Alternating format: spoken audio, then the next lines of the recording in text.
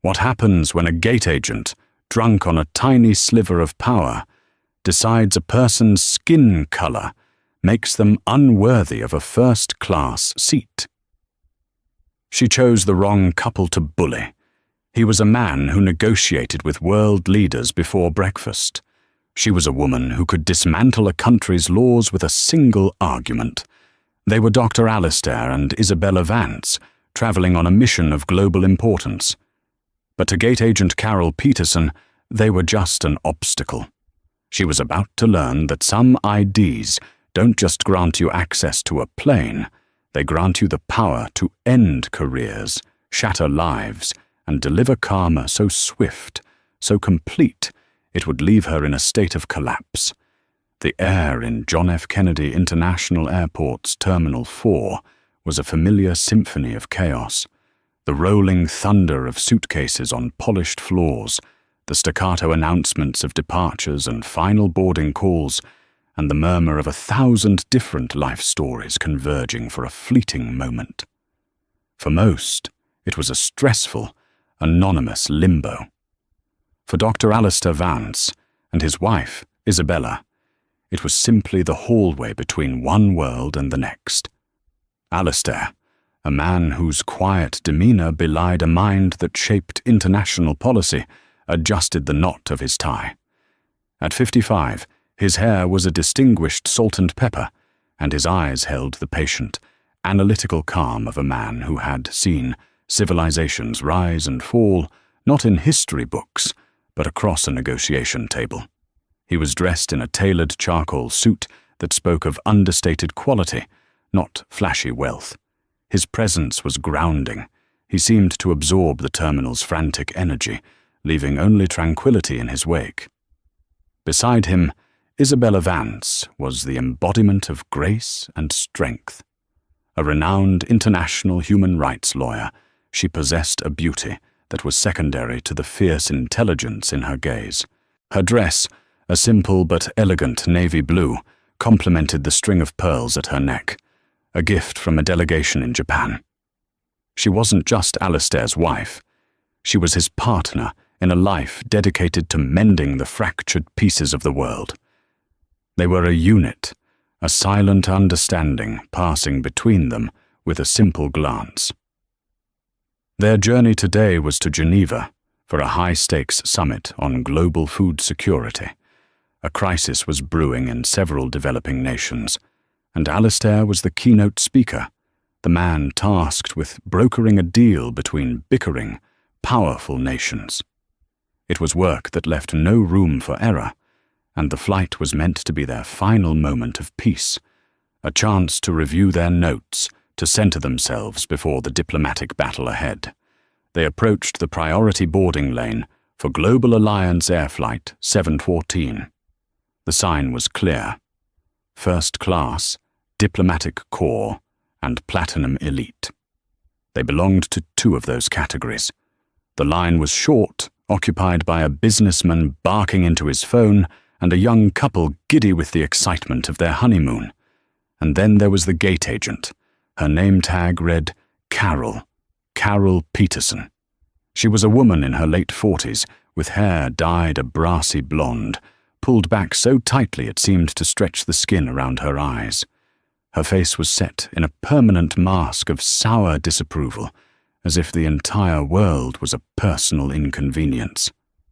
She processed the businessman with a series of curt, impatient gestures, snatching his passport and stamping his boarding pass with unnecessary force. As the Vances stepped forward, placing their passports and first-class tickets on the counter, Carol's eyes flickered over them, and a subtle, yet immediate, shift occurred. The practiced, robotic efficiency she had shown the previous passenger evaporated. It was replaced by a slow, deliberate lethargy. She did not meet their eyes. Instead, she picked up a bottle of hand sanitizer, meticulously cleaning her hands as if they had just touched something unclean. "Just a moment," she said, her voice flat, directed not at them, but at the computer screen in front of her. Alistair and Isabella waited patiently. They were accustomed to delays, to the small indignities of travel that even their status couldn't always prevent. But this felt different. There was a pointedness to Carol's silence, a deliberate act of ignoring them. She typed something into her keyboard with one finger, her brow furrowed in exaggerated concentration. "Good afternoon," Isabella said, her voice calm and pleasant, an attempt to bridge the strange, unspoken tension. Carol's eyes finally lifted. They were a flat, pale blue, and they held a look of profound skepticism. She scanned Isabella from head to toe, her gaze lingering for a moment on the pearls before moving to Alistair's suit. It was the kind of look that assessed and dismissed in the same instant. "Passports and boarding passes," she clipped, even though they were sitting directly in front of her. Alistair gently slid them an inch closer. "Here you are."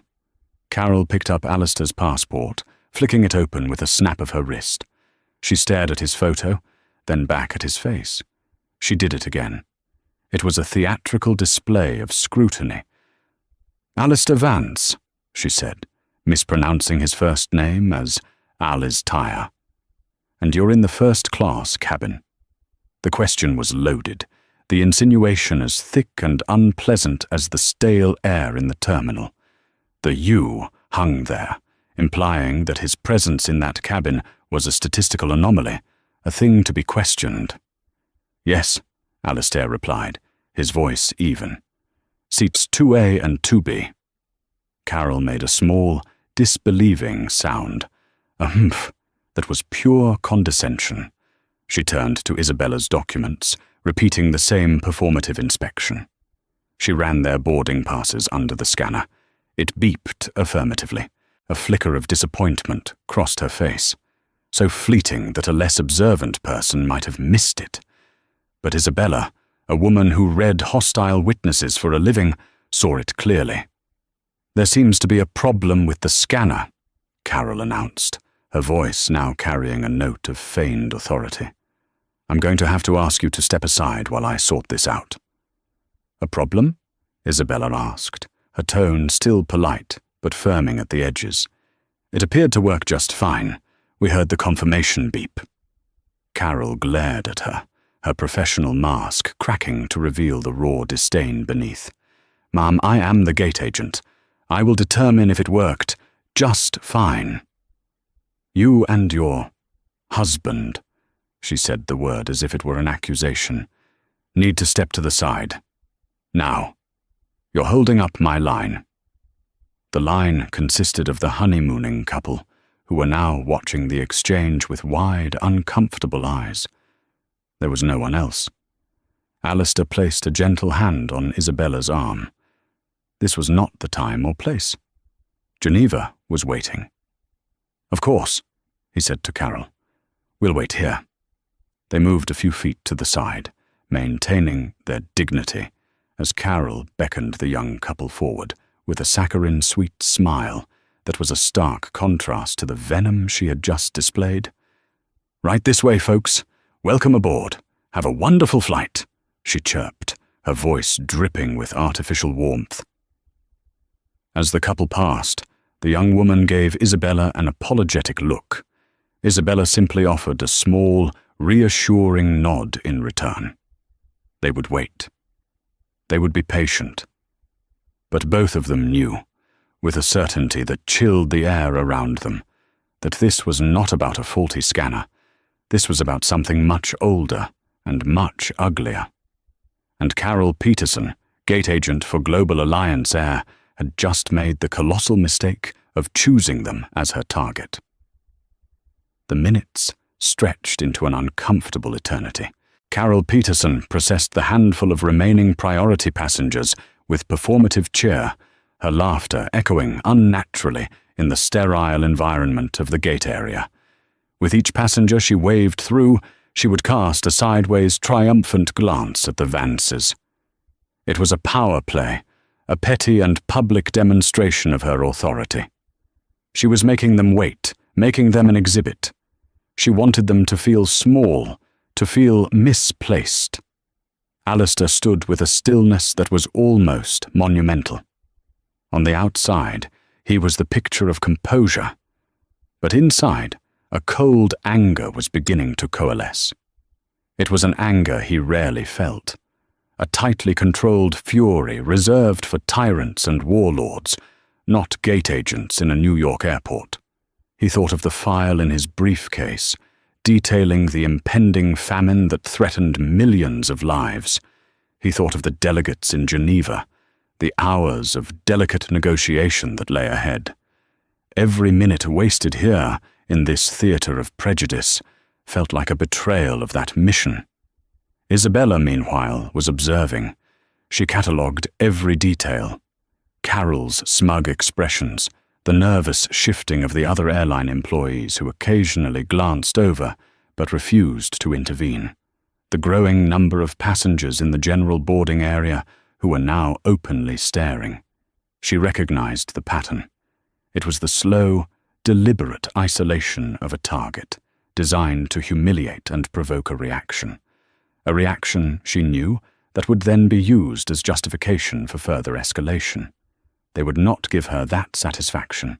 Finally, after the last first-class passenger had boarded, Carol turned her attention back to them. The artificial smile was gone, replaced by a stern, bureaucratic mask. "All right," she said, tapping her pen on the counter.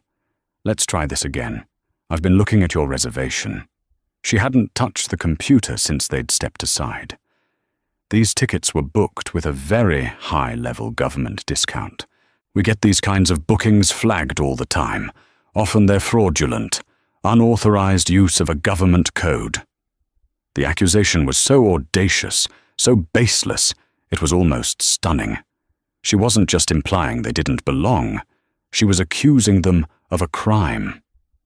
"I can assure you, our tickets are perfectly legitimate," Isabella said, her voice dropping to a lower, more serious register. It was the voice she used in the courtroom just before dismantling an opponent's argument. "They were booked through the official State Department channels." Carol let out a short, sharp laugh. It was a sound utterly devoid of humor. "The State Department. Right. A lot of people try that line. Look, I need to see the official identification that authorizes this level of discount. A standard driver's license won't cut it." "That would be our diplomatic passports, which you are currently holding," Alistair stated, his patience wearing thin. The calm exterior remained, but his words were now clipped, precise. Carol sneered, flicking the dark blue booklets with her fingernail. "These can be faked, easily. I see knockoffs from Canal Street all the time. What I need is supplementary photo ID and the credit card used to purchase the tickets." This was a deliberate escalation, a creation of impossible bureaucratic hurdles. Diplomatic tickets were not purchased with personal credit cards. They were centrally billed. It was a rule she almost certainly knew, and if she didn't, her ignorance was dangerously unprofessional. "That's not how these bookings work, and you know that," Alistair said. "We can show you our State Department identification if you'd like, but the passports are the highest form of federal ID that exists. They are sufficient." He was giving her an out, a chance to retreat from the precipice of a monumental error. Carol saw the out and chose to leap past it. To her, their calm, articulate resistance wasn't a sign of their legitimacy. It was a sign that they were practiced criminals.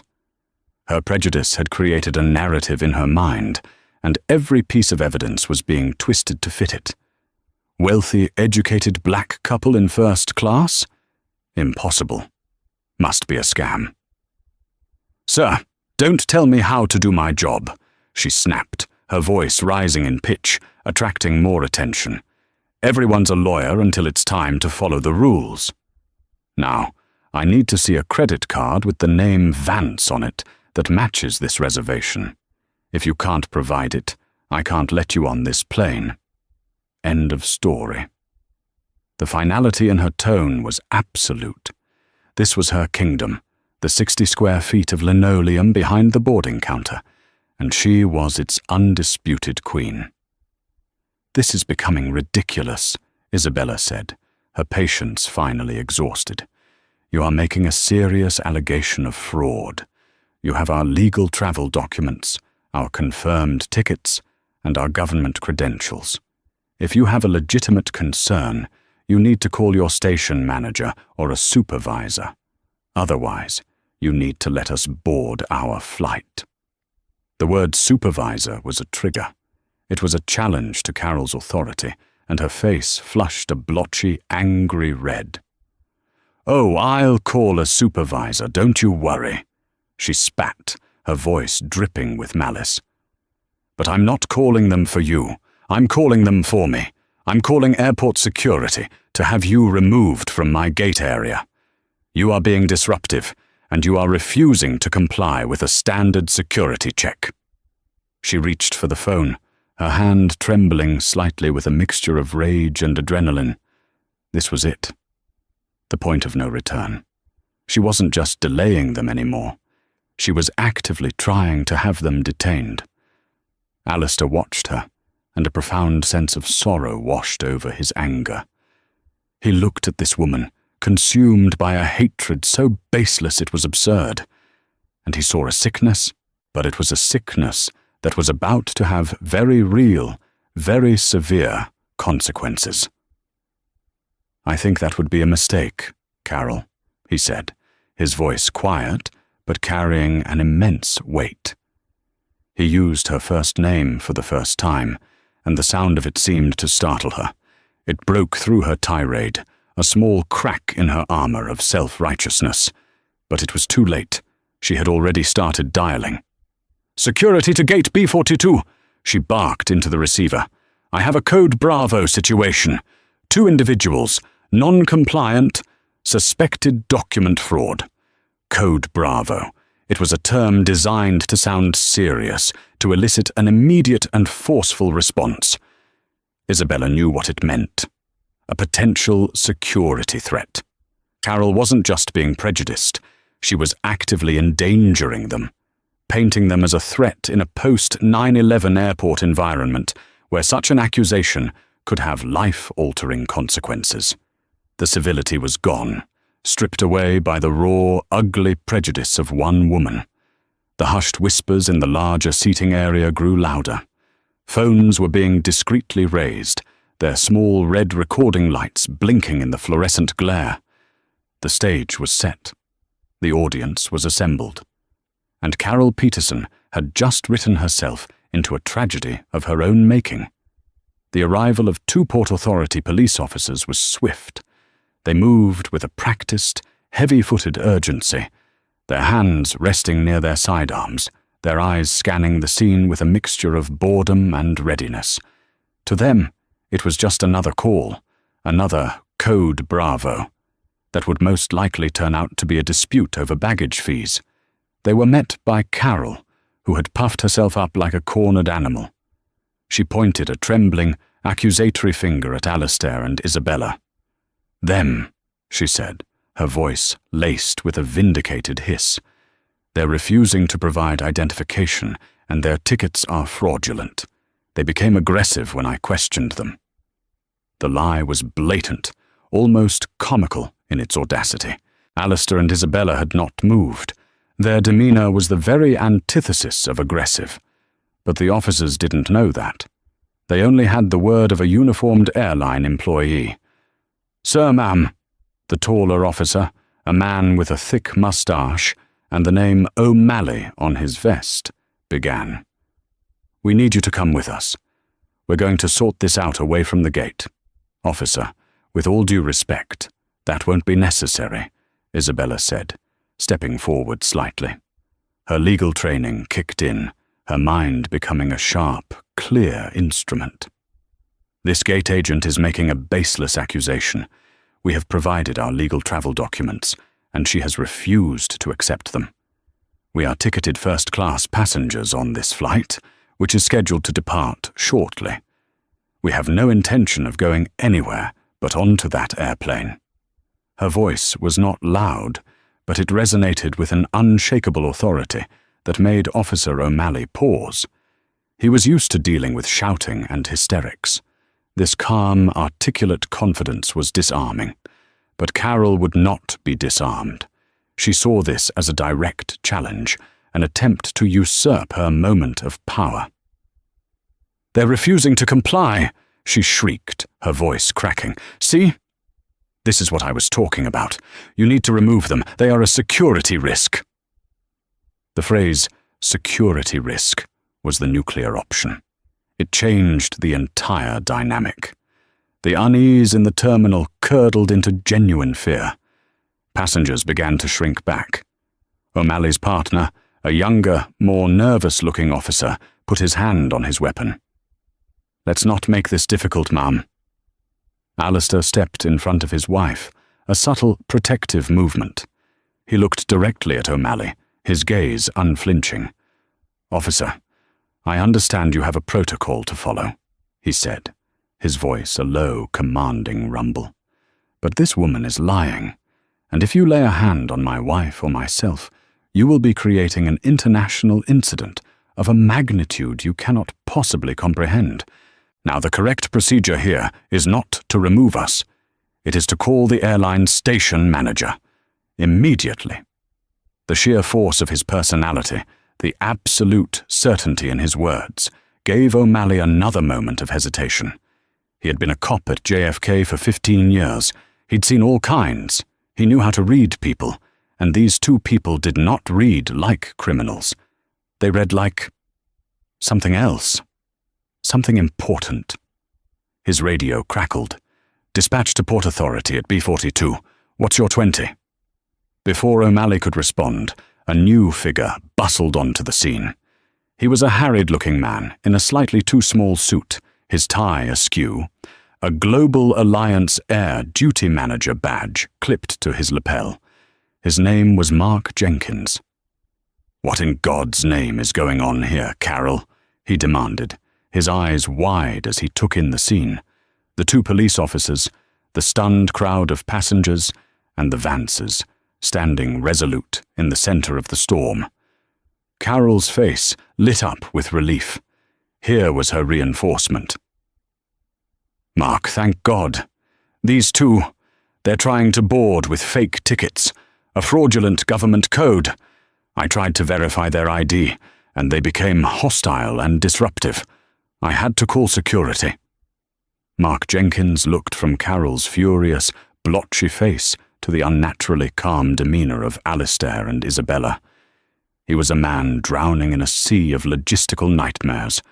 A delayed flight from Dallas, a catering mix-up on the London route, and now this. He wanted it to be over. His initial instinct was to trust his employee.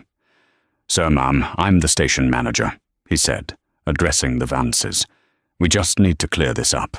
If you could just show my agent the credit card you used." Isabella cut him off, her voice like ice. "We have already explained to your agent that this is not a commercial booking. We have also offered to show our supplementary government identification, an offer she ignored. Instead, she chose to publicly accuse us of fraud and endanger us by labeling us a security threat. Your employee is not just incompetent, she is a liability." Mark's face paled slightly. The word liability was a trigger for any middle manager. "Now, see here," he began, but Alistair interrupted him. "No, Mr. Jenkins, you see here," Alistair said, his voice losing its last trace of patience. The diplomat was gone, replaced by the full weight of the authority he carried. He reached into the inner pocket of his suit jacket, his movements slow and deliberate. Everyone tensed. Officer O'Malley's hand went back to his sidearm. Alistair did not pull out a weapon. He produced a simple, black leather wallet. From it, he extracted a single, laminated card. It was not a driver's license or a credit card. It was a dark blue card with a gold seal. He didn't hand it to Carol. He didn't even hand it to the police. He held it out for the station manager, Mark Jenkins. "My name is Dr. Alistair Vance, This is my wife, Isabella Vance, Esquire. We are traveling to Geneva on official diplomatic state business. The passports you have been holding are not knockoffs. They are United States diplomatic passports. The card I am holding is my Department of State diplomatic identification card. It carries a security clearance that I assure you is quite real." He paused, letting the words sink in. The area around them had fallen completely silent, save for the hum of the terminal. "Your agent Carol has detained us for nearly 20 minutes, based on nothing more than her own personal prejudice. She has libeled us, and she has obstructed official government travel. In doing so, she has not only insulted us, but she has insulted the United States government. You now have two choices, Mr. Jenkins. You can either escort us onto that plane immediately, or we can stand here and wait for the Diplomatic Security Service to arrive.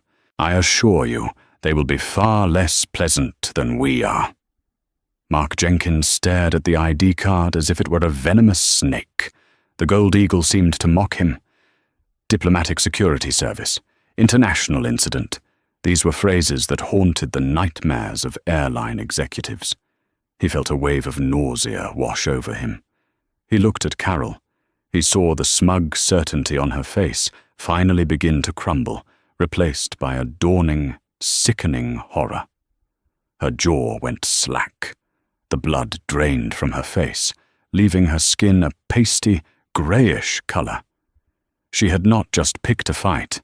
She had, in her ignorance and bigotry, attempted to pick a fight with a superpower, and the shock wave of that mistake was about to bring her entire world crashing down.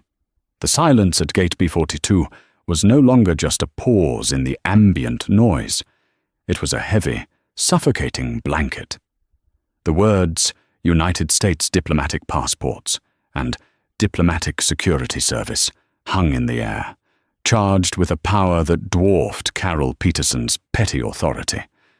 Mark Jenkins, the station manager, felt a cold sweat break out on his forehead. He snatched Alistair's passport from the counter, his hands fumbling. He stared at the official designations, the special endorsements he had been trained to recognize but had rarely seen. It was all there, in stark, undeniable print. He then looked at Isabella's. It was the same. His heart hammered against his ribs. This was a catastrophe, a full-blown, career-ending, multi-million-dollar lawsuit catastrophe. His head snapped toward Carol. "What have you done?" he whispered, his voice a strangled rasp. Carol stared back, her pale blue eyes wide with confusion and a terrifying, encroaching dread. "But the discount code," she stammered, her brain refusing to process the new reality. Her carefully constructed narrative of sophisticated fraudsters was shattering into a million pieces. "It's a designated diplomatic fare, you imbecile," Mark hissed, his voice low and vicious, trying to keep the full scope of the disaster from the dozens of passengers recording on their phones. "It's pre-cleared at the highest levels. You don't question it. You don't even look at it. You just say, 'Have a good flight, Ambassador,' and you let them on the plane." The word ambassador struck Carol with the force of a physical blow. While Alistair didn't hold that specific title, the implication was clear. These were not just people. They were institutions. She looked at the Vances, truly looked at them for the first time, not through the grimy filter of her prejudice, but as they were. Two figures of immense and quiet power, their dignity intact, their composure a silent testament to their station. She saw the quality of their clothes, the intelligence in their eyes, the utter confidence of their bearing, and she was flooded with a nauseating wave of realization. She hadn't been clever. She had been a fool. Officer O'Malley, sensing the monumental shift in power, subtly took a step back from the Vances. He cleared his throat and spoke into his radio, his voice suddenly deferential. "Dispatch, Situation at B-42 is under control. It's a civil matter with the airline. We're standing down." He gave Alistair a short, respectful nod, a silent apology from one public servant to another. Isabella spoke, her voice cutting through the manager's frantic whispers. "Mr. Jenkins." Mark flinched as if he'd been struck. He turned to her, his face a mask of panicked obsequiousness. "Yes, Mrs. Vance, yes, ma'am, I am so sorry. This is an unacceptable, deeply regrettable—" "Save your apologies, Mr. Jenkins. They are as meaningless as your employees' accusations," she said, her tone devoid of malice, but heavy with the weight of judgment. "What I require from you right now are the names and employee numbers of everyone involved. That includes yourself, Gate Agent Peterson, and the 2 Port Authority officers." It wasn't a request. It was a directive. It was the voice of a lawyer preparing a case, brick by methodical brick.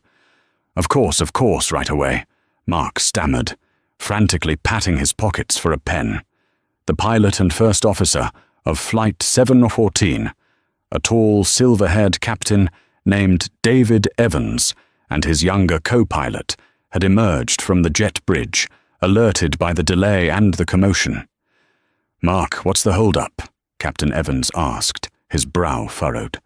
"We're going to miss our window." Mark Jenkins scurried over to him, whispering frantically and gesturing toward the Vances. The captain's eyes widened.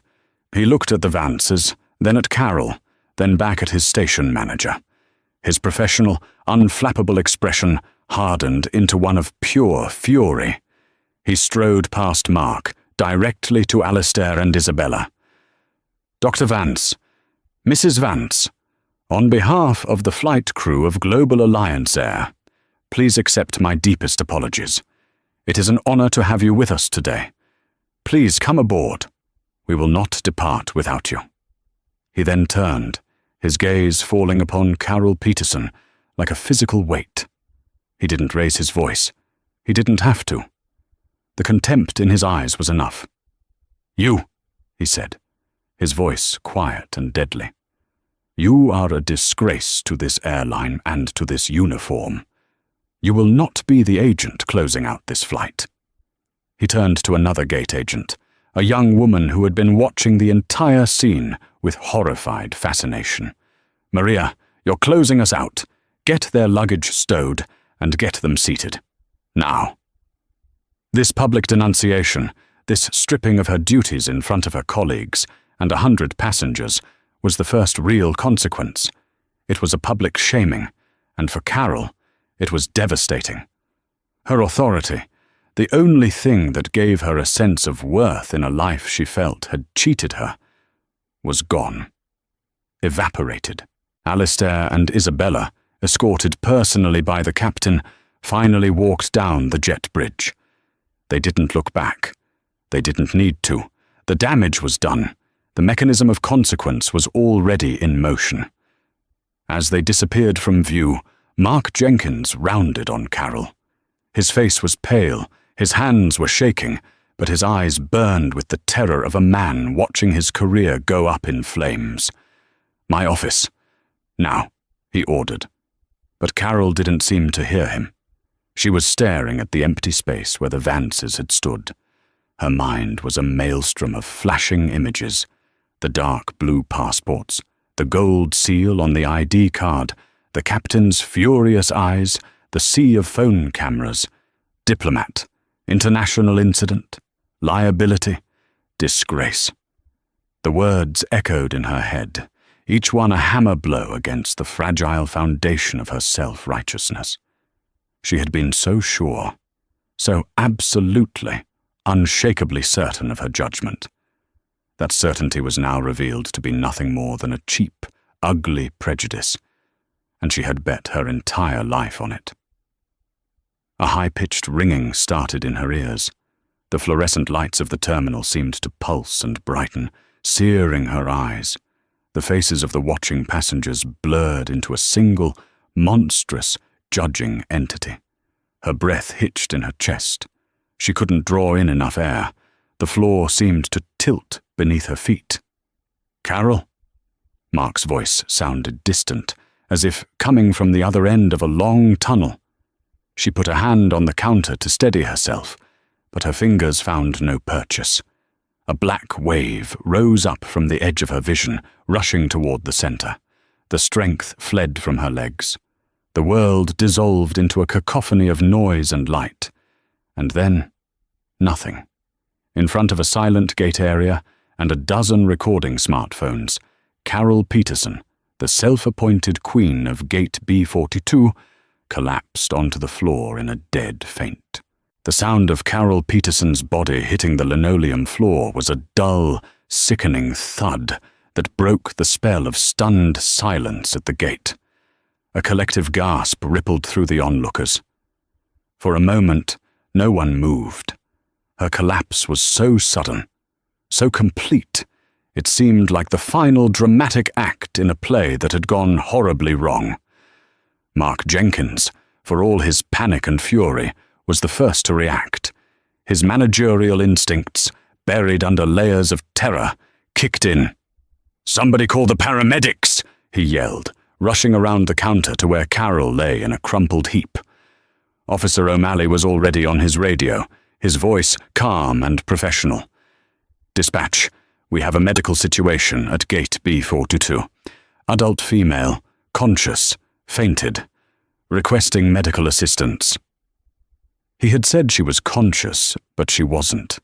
Her eyes were closed, her face was ashen, and a trickle of blood was beginning to seep from a cut on her temple, where she had hit the corner of a wastebasket on her way down. The scene descended into a new kind of chaos. No longer the theater of confrontation, it was now the controlled frenzy of a medical emergency. Airline staff rushed forward with a first aid kit. The remaining passengers were herded back, told to give them space. The entire focus shifted from the Vances, who were now safely on the plane, to the woman lying on the floor, the architect of her own spectacular downfall. Inside the quiet, climate-controlled sanctuary of the first-class cabin, Isabella settled into her plush leather seat. The flight attendant, a woman with a kind, worried face named Susan, offered her a glass of champagne. "Mrs. Vance, I am so terribly sorry for what you just endured," Susan said, her voice sincere.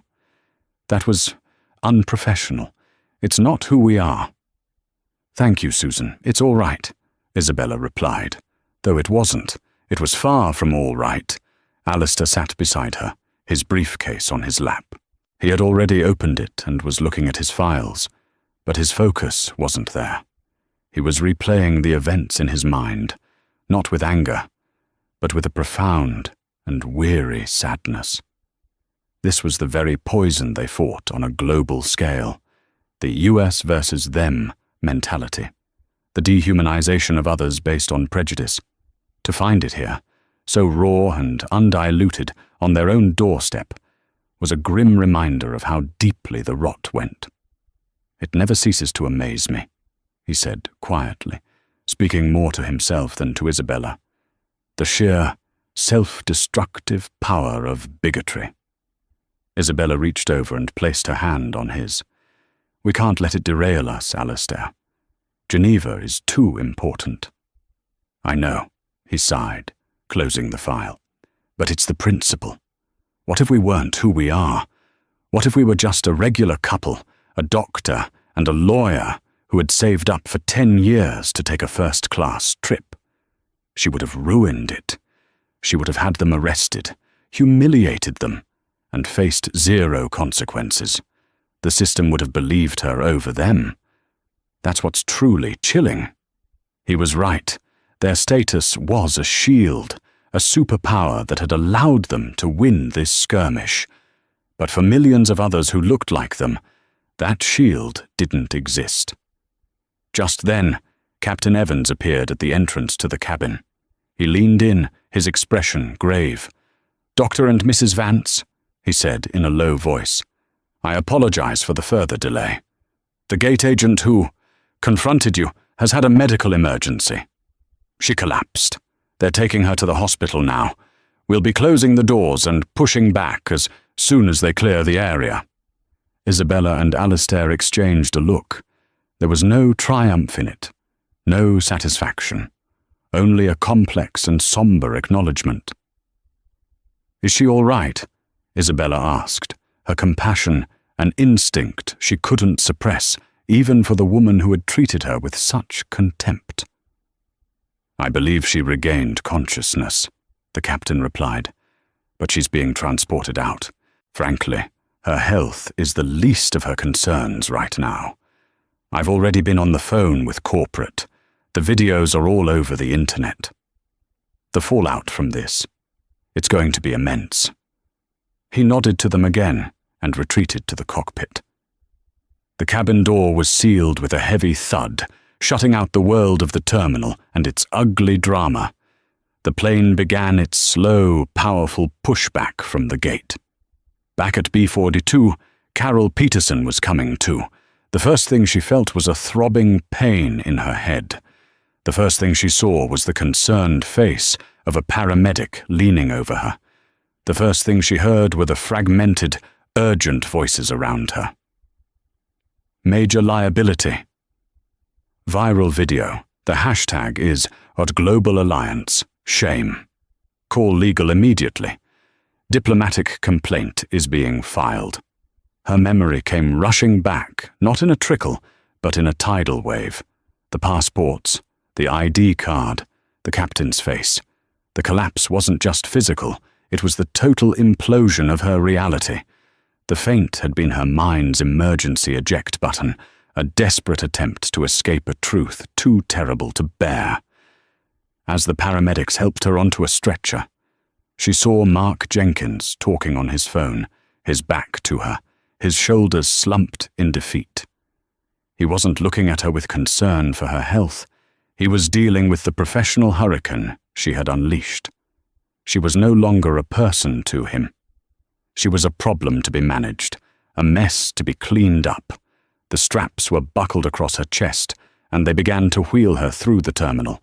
The passengers, her audience, stared. Their faces were no longer filled with shock or entertainment, but with a cold, detached pity and contempt. They looked at her the way people look at a car wreck, a moment of morbid curiosity before they move on with their lives.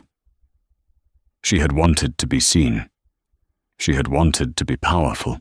And in that moment, being wheeled through a crowd of strangers, stripped of her uniform, her dignity, and her job, she was more visible and more powerless than she had ever been in her life. This was not just a collapse of the body. It was the collapse of a life built on a foundation of sand, washed away by a tide of her own making. The Global Alliance air flight, 714 to Geneva, was a study in contrasts. In the first-class cabin, there was a hushed, respectful quiet. The flight crew treated the Vances with a reverence that bordered on awe, their service attentive but unobtrusive. Susan, the flight attendant, made sure their champagne glasses were never empty and their meals were served with an extra flourish. It was an apology rendered in impeccable service. For their part, Alistair and Isabella focused on their work, the crisis in Geneva, a far more pressing concern than the drama they had left behind. They were professionals, and their mission came first. But in the rest of the world, the storm Carol Peterson had unleashed was just beginning to rage. Before Flight 714 had even reached cruising altitude, the videos were everywhere. Dozens of angles, captured by passengers, all showing the same ugly sequence of events. Carol's condescending dismissal, her escalating aggression, her false accusations, and Alistair's calm, devastating reveal. The hashtag #GlobalAlliance shame was trending worldwide. News outlets picked up the story, and the Vances' identities were quickly confirmed. The narrative was irresistible. A racist gate agent attempts to bully a prominent black diplomat and his lawyer wife, only to have it blow up in her face in the most spectacular fashion. Global Alliance Air's corporate headquarters went into full-scale panic mode. Their stock price took a noticeable dip in after-hours trading. Their PR department worked through the night, crafting a public statement that was a masterclass in groveling. It was released before the Vances even landed in Geneva.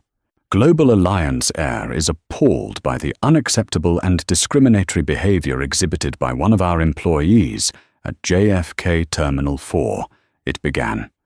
This isolated incident does not reflect our company's values of diversity, inclusion, and respect for all our passengers. We have launched a full and immediate investigation. The employee in question has been suspended without pay, pending termination. We have reached out to Dr. and Mrs. Vance to offer our most sincere and unreserved apology for the disgraceful treatment they received.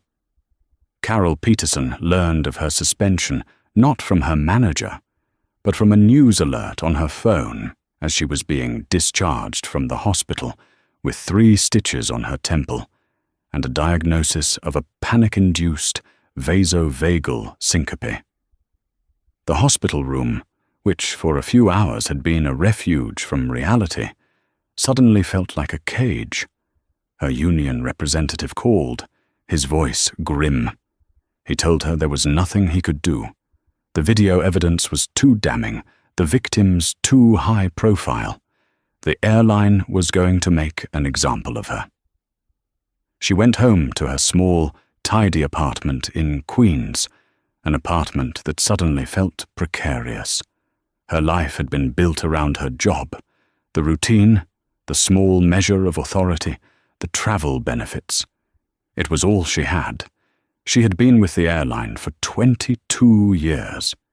She had started in baggage handling and had clawed her way up to the coveted gate agent position. She had seen herself as a guardian, a protector of the rules. Now she was a pariah.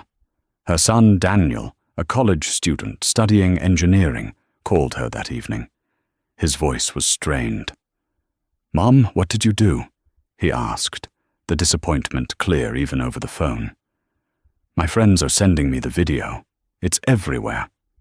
"It was a misunderstanding, Danny," she said, her voice weak. "They didn't have the right paperwork." "Mom, stop!" he cut her off. "Just stop. I saw the video. He showed you a diplomatic passport. Just. Why would you do that?" Carol had no answer, because how could she explain the ugly, tangled knot of resentment and prejudice that lived inside her? How could she explain that she saw a successful black couple and her mind had short-circuited, defaulting to suspicion instead of respect? It wasn't a rational thought. It was a poison she had been sipping for years, and it had finally killed her. But the true, karmic masterstroke was yet to come. Daniel was a brilliant student, but he attended a costly private university. His tuition was a constant source of stress for Carol. His only hope of finishing his degree without incurring a mountain of debt was a prestigious scholarship from the Atherton Foundation for Excellence in Engineering. He was a finalist. The final interview was next week. It was a scholarship that not only covered tuition, but guaranteed a high-paying internship. It was his future. A few days later, an email arrived in Daniel's inbox. It was from the Atherton Foundation. "Dear Mr. Peterson," it read, "we regret to inform you that we are rescinding your finalist status for the Atherton Scholarship. The Foundation's charter includes a significant character and ethics component, as our recipients are expected to be future leaders in their field. In light of a recent, widely publicized incident involving a member of your immediate family that has come to our attention, the board has determined that proceeding with your candidacy would be inconsistent with the values we wish to promote. We wish you the best in your future endeavors." Daniel read the email 3 times, the words blurring through a haze of disbelief and fury. He knew what it meant. He called his mother, his voice shaking with a rage she had never heard from him. "They pulled it, Mom," he said, his voice dangerously quiet. "The Atherton Scholarship. They pulled my application because of you." Carol felt the last bit of air leave her lungs. "No, they can't do that." "They did. It's gone. Everything I worked for, my entire future, gone. Because you couldn't just be polite. Because you had to be a monster to those people at the airport. I was trying to protect you," she sobbed, the desperate, nonsensical cry of a cornered animal. "The overtime, the money for your school. You weren't protecting me," he roared, the line crackling with his anger. "You were embarrassing me. You were embarrassing our entire family, and now you've ruined me." The line went dead. He had hung up on her. Carol sat in her silent apartment, the hum of the refrigerator the only sound. She had lost her job. She had lost her reputation. And now, she had lost her son. She had destroyed the very thing she claimed to be working for. What she didn't know, what she could never have known, was the final, devastating irony. In Geneva, after a long day of successful negotiations, Isabella Vance was reviewing documents for several charitable boards she sat on in her spare time. One of them was the Atherton Foundation. She had seen Daniel Peterson's application. She had been impressed by his essays, his grades. She had been prepared to champion his cause. The foundation's director had emailed her about the incident, asking for her guidance. They were prepared to overlook it if she gave the word. Isabella looked at the file, at the bright, hopeful face of Carol Peterson's son. She thought of the sneer on his mother's face, the venom in her voice, and she thought about the principle of the matter. Actions have consequences, not just for you, but for those around you. With a heavy heart, she typed her reply. "The Foundation's charter is clear. The ethics clause must be upheld. I will recuse myself from the final vote, but I support the board's decision to maintain its standards." It was not an act of revenge.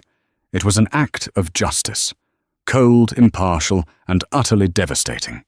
The karma was not just that Carol lost her job. It was that her own actions, judged by the very person she had wronged, had directly annihilated her son's dreams. Weeks turned into months. The world, as it always does, moved on. The Forstjanov Global Alliance shame hashtag was replaced by a dozen new outrages. Global Alliance Air, having fired Carol and implemented a mandatory, company-wide anti-bias training program they named the Vance Initiative, saw their stock price recover. For the public, the incident was becoming a faded memory, a viral video anecdote. But for Carol Peterson, the fallout was her new, permanent reality. She couldn't find another job in the airline industry. She was blacklisted, her name a cautionary tale whispered in break rooms and training sessions. The videos, though no longer trending, were eternally archived on the internet, a digital ghost that would haunt any potential employer who bothered to Google her name. She eventually found work as a cashier at a bleak 24-hour convenience store on the midnight shift, a job that paid less than half her previous salary and came with a clientele that was often drunk, desperate, or both. The work was grueling and anonymous. Her crisp airline uniform was replaced by a cheap polyester smock that always smelled faintly of stale coffee and hot dogs. Her authority was gone. Now people barked orders at her, complained about the price of milk, and occasionally tried to pay with counterfeit bills. She was no longer a gatekeeper. She was invisible, a functional cog in a machine she despised.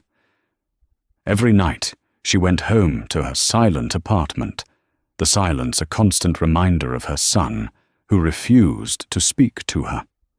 Daniel had been forced to drop out of his prestigious university, taking on 2 jobs to save up money for a state school. The bright future that had been within his grasp was gone. One rainy Tuesday morning, After a particularly difficult shift, Carol found a letter in her mailbox. The envelope was thick, made of expensive cream-colored paper. The return address was in Washington, D.C. Her heart seized. It was from Isabella Vance. Her first instinct was to tear it up, to throw it away unopened. But she couldn't. She had to know. With trembling hands, she opened the seal. The letter was not what she expected. It wasn't a lawsuit notification or a gloating condemnation. It was short, typed, and precise. Ms. Peterson, it has come to my attention that your son, Daniel Peterson, was a casualty of the consequences of your actions on that day at JFK. That was not our intention. While we believe that accountability is paramount, we do not believe that a child should pay for the mistakes of a parent. Enclosed, you will find a check made out to Daniel Peterson. It is a personal grant from my husband and myself to be used for his educational expenses. It is sufficient to cover his remaining tuition and board at his former university. We are not doing this for you. We are doing this for him, because we believe in the potential of the next generation to build a better, more compassionate world. We hope he will use this opportunity to do so. Sincerely, Isabella Vance. Tucked inside was a cashier's check. The amount written on it made Carol gasp.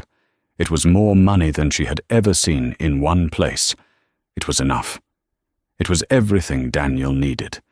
It was a lifeline. But it was not a lifeline for her. It was a final, crushing judgment. The Vances had not sought revenge. They had not tried to ruin her. In fact, they had done the opposite. They had repaired the collateral damage of her hatred. They had saved her son. And in doing so, they had shown her the vast, unbridgeable chasm between her own character and theirs. They had risen above the ugliness she had thrown at them, and in their grace they had handed her a punishment far more profound than any court could levy. They had forced her to live with their mercy every time she would see her son succeed, and she knew he would. She would be reminded that his success was not thanks to her, but in spite of her. It was a success purchased by the grace of the very people she had despised. They had not destroyed her. They had rendered her utterly, hopelessly irrelevant. Carol sat down at her small kitchen table, the check in one hand and the letter in the other. Tears began to stream down her face. They were not tears of gratitude or relief. They were tears of shame, a deep, burning, inconsolable shame that came from staring into the abyss of her own heart and finally seeing the poverty within. The collapse at the airport had been sudden and public, but this was the final, quiet reckoning, the slow, internal collapse of a soul forced to confront its own ugliness with no one to blame but itself, and that was a karma from which there was no recovery. In the end, karma wasn't the loss of a job or a viral shaming. True karma was the quiet, undeniable truth Carol Peterson had to face every single day. Her hatred had cost her son his future, and the compassion of those she hated is what gave it back. The Vances didn't just win a confrontation, they won with character.